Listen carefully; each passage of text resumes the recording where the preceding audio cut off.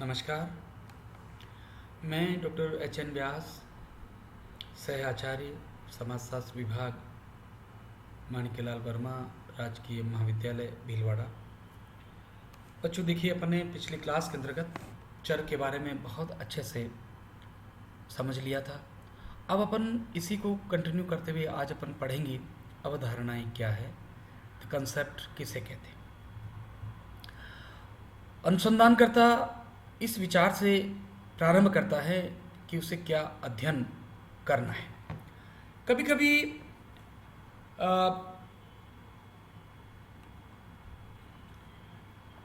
वह मौजूदा अमूर्त सिद्धांत से कोई सूत्र ले लेता है ना। तथा कभी वह मूर्त जगत में स्वयं यह समझने हेतु अवलोकन करता है कि लोग किसी मामले पर क्या सोचते हैं।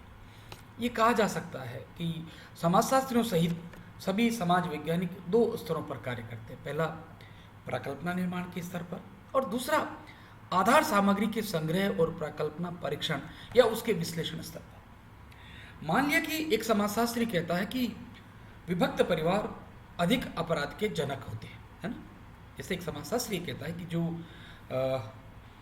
जिन परिवारों में टूटन है, तनाव है, उनमें अपराध की संख्या कुछ ज़्यादा है। यह कथन एक प्रकल्पना है जिसमें दो अवधारणाएं हैं, विभक्त और अपराध, है ना। यह सिद्धांत प्रकल्पना निर्माण स्तर पर कार्य करता है।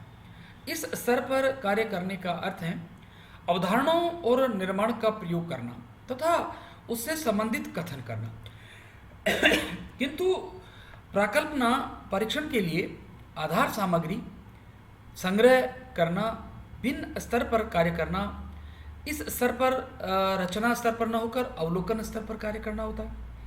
अवधारणा एक ऐसा शब्द है जो इस प्रकार से बनाया एवं परिभाषित किया जाता है कि उससे अवलोकन संभव है। यह एक विचार है जिसे शब्दों में अभिव्यक्त किया जाता है। इनमें शब्द और परिभाषा घटनाओं के संभावित या काल्पनिक गुणधर्मों को बताते हैं। अवधारणाएं कभी कभी स्पष्ट, मूर्त और ठोस रूप से दिखाई पड़ती हैं, किंतु कभी कभी वे स्पष्ट नहीं होते। उदाहरणार्थ, हम सभी ये समझते हैं कि कुछ वस्तुएं उठाने में बहुत हल्की होती है लेकिन कुछ बहुत भारी होती हैं। जब हम किसी व्यक्ति के विषय में कहते हैं कि वह कितना लंबा, तेज, सुंदर या निडर मालूम पड़ता है, तब हम उसे लंबाई, रफ्तार, सौंदर्य और साहस की अमूर्त कसौटी पर नापते हैं। ये सब गुण स्पष्ट है, लेकिन कुछ धारणाएं जो प्रत्येक व्यक्ति को स्पष्ट नहीं होती, जैसे समानुभूति। किसी व्यक्ति को उसी के दृष्टिकोण को समझना, सहानुभूति को नापना कठिन होता है। एक दूसरा उदाहरण ले, विभक्त परिवार अधिक अपराधों को जन्म देते हैं, ठीक है। यहाँ अपराध को कानून उल्लंघन के रूप में परिभाषित किया गया है और विभक्त परिवार का तात्पर्य परिवार की उन दशाओं से है जिसकी विशेषताएं है विघटन, मनमुटाव तथा विभिन्न संबंधों में समरसता का अभाव है। जैसे पति पत्नी के बीच, माँ बाप और बच्चों के बीच, या सास ससुर या बहू के बीच, इस प्रकार कहीं और मनमुटाव। सामाजिकरण की अवधारणा अनुसंधानकर्ता को दर्शाता है कि उसे क्या खोजना है। वे मूल्य, अभिवृत्तियां या कुशलताएं जो कि व्यक्ति अंतर्निहित कर लेता है, जो उसके व्यक्तित्व को स्वरूप देते हैं और जो समाज से उसको जोड़ते हैं। समूह की अवधारणा से तात्पर्य है अनेक व्यक्तियों का होना जिनमें प्रत्यक्ष या अप्रत्यक्ष संवाद होता है। अंतरक्रिया के मानक स्वरूप होते हैं। सामान्य लक्ष्य और प्रतिमार्गी मानदंडों में सहभागिता होती है और जिनमें कुछ सीमा तक परस्पर निर्भरता होती है। सामाजिक एकता शब्द समूह के प्रति व्यक्ति के लगाव को दर्शाता है, लेकिन लगाव के बल और तीव्रता में भिन्नता की और भी इंगित करता है। अर्थात ये लगाव विभिन्न मूल्यों को ग्रहण करता है या भिन्नता रखता है, या यह संख्याओं में भी भिन्न हो सकता है।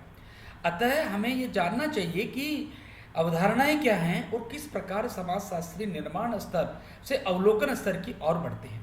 यद्यपि अवधारणा और निर्माण दोनों ही शब्दों का अर्थ समान है, फिर भी दोनों में कुछ अंतर है।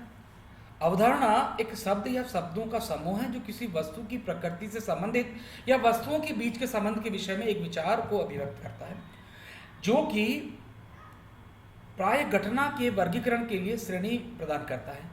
सैंडर्स एंड पिने 1947 में कहते हैं कि अवधारणाएं अनुभव परक घटनाओं की विस्तृत विविधता को व्यवस्थित करने के साधन प्रदान करती है।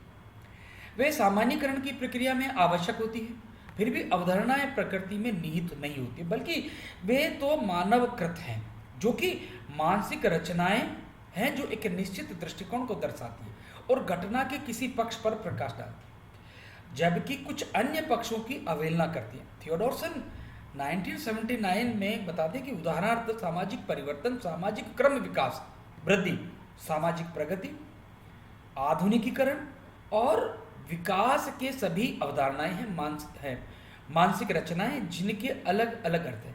सामाजिक परिवर्तन सामाजिक संबंधों के स्थापित प्रतिमानों, सामाजिक संस्थाओं, सामाजिक भूमिकाओं या सामाजिक व्यवस्थाओं में परिवर्तन की ओर इंगित करता है। क्रम विकास की गति से होता है, किंतु श्रृंखलाबद्ध चरणों में सरल से जटिलता की ओर परिवर्तन निरंतर होता रहता है। वृद्धि क्या है? ग्रोथ परिमाणात्मक परिवर्तन है, अर्थात संख्याओं में परिवर्तन या वृद्धि, है ना। जैसे एक गांव में कृषि उत्पादन रासायनिक खादों तथा नहरों के पानी के प्रयोग से 100 क्विंटल से 200 क्विंटल तक बढ़ जाता है, तो इसका अर्थ ये हुआ कि वहाँ कृषि में वृद्धि हुई है। दो चीज हमारे को समझना पड़ेगा, पहली चीज प्रगति और दूसरी चीज हमारी वृद्धि, दोनों में बहुत बड़ा अंतर है। यदि हमें जब हम प्रगति की बात करते हैं तो सामाजिक क्रम विकास, है ना, तो ये जो आधुनिकीकरण में विकास की सभी अवधारणाएं हैं ना, तो इनको सामाजिक संबंधों, सामाजिक परिवर्तन, स्थापित प्रतिमानों, सामाजिक संस्थाओं, सामाजिक भूमिकाओं या सामाजिक व्यवस्थाओं में परिवर्तन जो कि पॉजिटिव हो, परिवर्तन भी कौन सा, जो पॉजिटिव की ओर इंगित करता है वह विकास कहलाता है या गति कहलाता है ना। तो जो क्रम विकास है वो धीमी गति से भी हो सकता है, किंतु श्रृंखलाबद्ध चरणों में सरलता से जटिलता की ओर होता है, उसको क्या कहते हैं अपन? विकास कहते हैं। जैसे कि एक छोटे भ्रूण से बढ़कर एक जवान युवाओं की तरफ स्वरूप को ले लेना। दूसरी बात होती ग्रोथ, वृद्धि, जो कि संख्या के आधार पर हम लोग नाप सकते हैं। जैसे कोई भी बच्चा पहली क्लास से दूसरी क्लास में आ जाता है तो ये उसकी वृद्धि है, या 2 साल से बढ़कर वो 10 साल की तरफ चला जाता है, या किसी का उत्पादन 100 क्विंटल से बढ़कर 200 क्विंटल का हो जाता है, तो ये सारी की सारी वृद्धि है। सामाजिक प्रगति का अर्थ है वांछनीय परिवर्तन या आदर्शों की उपलब्धि। सामाजिक प्रगति जो है वो हमेशा रिक्वायरमेंट के अनुसार होती है, वो वांछित होती है। आधुनिकीकरण का अर्थ है विज्ञान एवं प्रौद्योगिकी के तत्वों को समाहित कर उनके आधार पर परिवर्तन या तर्कसंगत आधार पर परिवर्तन। विकास गुणात्मक परिवर्तन होता है, जैसे साक्षरता में वृद्धि, निर्धनता में कमी, रोजगार व आय में वृद्धि इत्यादि। इस प्रकार व्यक्तित्व, परिवार, विवाह, समूह, भीड़, बाल अपराध, परिवारवाद, है ना, सामाजिक क्रिया, वृद्ध समाज, ये जो होते हैं, इस प्रकार को हम लोग देखते हैं। किस प्रकार कि ये वृद्ध समाज, समायोजन, प्रतिबद्धता, गतिशीलता, आंदोलन, दबाव बनाने वाले समूह, प्राथमिक समूह, झुग्गी बस्ती, हिंसा, जाति, वर्ग, अस्पृश्यता, बहुपति प्रथा, समाजीकरण, सामाजिक प्रतिष्ठा, भूमिका, प्रतिमान, स्तरीकरण, अंतःक्रिया आदि अवधारणाएं हैं जो व्यावहारिक वैज्ञानिक को कुछ विश्लेषणीय उद्देश्यों के लिए घटनाओं की विविधता अभिव्यक्त करती है। ठीक है, ये सब क्या है? ये सभी के सब जो मैंने आपके सामने बोला है ना, क्या है? व्यक्तित्व, परिवार, विवाह, समूह, भीड़, बाल अपराध, परिवारवाद, है ना, सामाजिक क्रिया, बृहद समाज, समायोजन, प्रतिबद्धता, गतिशीलता, है ना, आंदोलन, दबाव बनाने वाले समूह, प्राथमिक समूह, झुग्गी बस्ती, हिंसा, जाति, वर्ग, अस्पृश्यता, बहुपत्नी, ये सारी की सारी चीजें जो है घटनाओं की विविधता की अभिव्यक्ति। ये क्या चीजें? ये सब की सब अवधारणाएं हैं। अब इन अवधारणाओं की व्याख्या परिभाषाओं के द्वारा की जा सकती है। उदाहरण के लिए अवधारणा संघर्ष का अर्थ तभी होता है जब उसकी परिभाषा की जाए, है ना। इस संघर्ष किसे कहते हैं? एक संभावित परिभाषा व्यक्तियों के बीच अंतःक्रिया। संघर्ष क्या है? दो या दो से अधिक व्यक्तियों के बीच अंतःक्रिया जिसमें एक व्यक्ति दूसरे व्यक्ति को लक्ष्य प्राप्ति के लिए रोकता है के रूप में की जा सकती है। कभी कभी एक अवधारणा को परिभाषित करने के अनेक अन्य शब्दों का प्रयोग करना पड़ता है, जैसे बुद्धि को मानसिक क्रिया कहा जा सकता है, वजन को वस्तु का भारीपन कहा जा सकता है, इत्यादि, है ना। अब आप संघर्ष की परिभाषा की जब बात करेंगे तो क्या है? दो या दो से अधिक व्यक्ति जब किसी व्यक्ति को अंतःक्रिया के माध्यम से उस पर रोकता है, अंतःक्रिया उसके लक्ष्य को प्राप्ति करने के लिए रोकता है, तो क्या होगा? संघर्ष होगा। और बुद्धि क्या है? एक मानसिक क्रिया है। वजन क्या है? वस्तु का भारीपन है। इस प्रकार यह अवधारणा को स्पष्ट करती है। एक अवधारणा की कई परिभाषाएं हो सकती है। एक अवधारणा क्या है? कई परिभाषाओं से हम उसको समझ सकते हैं। हम उन्हें विविध पुस्तकों में दिए गए अर्थों को संदर्भित कर सकते हैं या इसकी परिभाषा स्वयं भी कर सकते हैं। हमारे स्वयं परिभाषा करने में समस्या यह है कि अन्य लोग इसकी वैधता से संतुष्ट नहीं भी हो सकते हैं।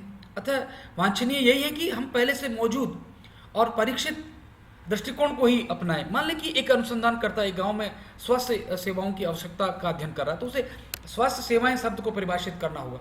उसके कई अर्थ हो सकते हैं। एक प्राथमिक स्वास्थ्य केंद्र का प्रबंध कराना, अधिक स्वास्थ्य कर्मियों का प्रबंध करना, अधिक दवाइयाँ उपलब्ध कराना, शल्य क्रिया करने के लिए अधिक आधुनिक उपकरणों को उपलब्ध कराना, विशेषज्ञों के अधिक दौरे कराने का प्रबंध करना, रोगी वाहन उपलब्ध कराना, घरों पर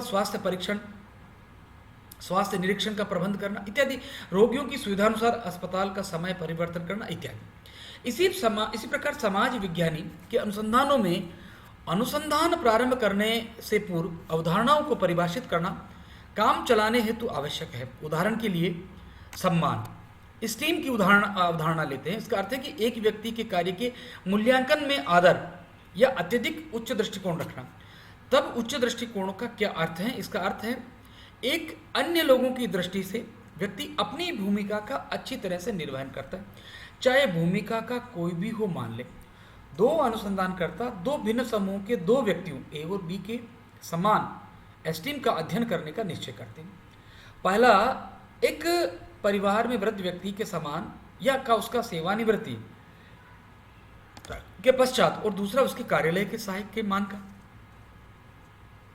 प्रथम मामले में अनुसंधानकर्ता सम्मान की परिभाषा निर्णय लेने की प्रक्रिया में परामर्श, आर्थिक दृष्टि से परिवार के लिए बाजार से खरीदारी करने के लिए बहू द्वारा स्नेह और सम्मान दिया जाना, और पुत्र और कार्यरत पुत्र वधू की अनुपस्थिति में बच्चों की देखभाल करना, बच्चों की गृह कार्य करने में मदद करना, जब भी कभी आवश्यकता हो तो घर की छोटी मोटी मरम्मत कराने का प्रबंध करना आदि कार्यों के उच्च सम्मान में के अर्थ को करता है, क्योंकि इस व्यक्ति का परिवार के सभी सदस्यों द्वारा आदर किया जाता है और पड़ोसी तथा मित्रों द्वारा भी सम्मान किया जाता है। तब ये कहा जा सकता है कि उनको उच्च सम्मान प्राप्त है। दूसरी स्थिति में कार्यालय के ने एक सहायक के समान प्राप्त है, ऐसा कहा जा सकता है, क्योंकि वह न तो चाटुकार है और न चापलूस, वह रिश्वत नहीं लेता है, कार्यालय के कार्यों में नियमों का पालन करता है, कार्यालय में सहयोगियों के साथ कभी कभी गपशप नहीं करता है और कभी फर्जी बिल भी जमा नहीं करता। स्वाभाविक है कि दोनों अनुसंधानकर्ताओं में भिन्न भिन्न संकेत बनाए होंगे और व्यक्तियों के भिन्न भिन्न प्रश्न पूछे होंगे। हो सकता है कि प्रथम अनुसंधानकर्ता में ए व्यक्ति ने उसके उच्च अधिकारियों, सहयोगियों, जनता आदि से संबंधों के पर प्रश्न पूछे हो और दूसरे ने बी व्यक्ति के परिवार के सदस्यों से उसके संबंधों पर प्रश्न न पूछे हो। प्रत्येक सर्वेक्षण द्वारा प्रेषित संदेश स्पष्ट रूप से भिन्न होंगे। सम्मान के इस अध्ययन में हम एक तीसरी स्थिति जोड़े। मान ले महाविद्यालय में कुछ समय व्यतीत करने के पश्चात एक छात्र के सम्मान में होने वाला परिवर्तन का मापन है। व्यतीत करने के पश्चात एक छात्र के सम्मान में होने वाला परिवर्तन का मापन करना है। इसमें क्या वृद्धि हुई है, क्या ये एक सा ही है, इसमें क्या गिरावट आई है। यदि लड़के और लड़कियों दोनों के साथ छात्र के व्यवहार का मूल्यांकन किया जाए और यदि उसकी शैक्षणिक उपलब्धियों के रूप में खेल शिक्षणोत्तर कार्यक्रमों की उसकी भागीदारी, छात्र संघ में उसका पद, साथियों द्वारा दी जाने वाली मान्यता और शिक्षकों द्वारा उसे दी गई मान्यता आदि के अर्थ को में यदि उसका मूल्यांकन किया जाए तो परिणामों में भिन्नता अवश्य आएगी। इस सर्वेक्षण में सामान्य सम्मान, उत्तरदाताओं की लिंग स्थिति, विद्यालय में उसके ठहरने की अवधि और छात्रों तथा अध्यापकों के बीच प्राप्त सम्मान के स्तर आदि से संबंधित आधार सामग्री होनी चाहिए। यदि उपरोक्त क्षेत्र में से कोई छूट जाता है तब वह परिणाम भिन्न होंगे। धन्यवाद। कल इसको अपन कंटिन्यू करेंगे।